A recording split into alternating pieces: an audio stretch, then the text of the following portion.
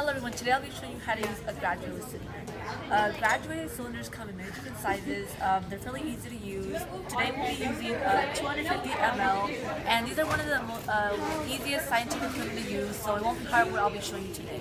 So begin that it's fully dry, so there's no residue leaving, because if you using a liquid, it'll cross-contaminate and it'll be bad. And also, hold it with your both hands to secure it, because they're very fragile, and anything you make, it will break. So make sure you have it with both hands and secure it. So what we'll be using is deionized water. So as you can see, there's a yellow ring around it, and this indicates the number that you're going to be using. For example, I'm going to be using 90 ml. So here I'll just move it up and precisely put on the 90 and make sure it's on it, or else you'll miscalculate, mismeasure. So now you just begin, very simple. You just pour, and then keep pouring until you are fairly satisfied, and make sure that it's not over or no down. So now all you have to do is just pour onto your beaker, and see, fairly done.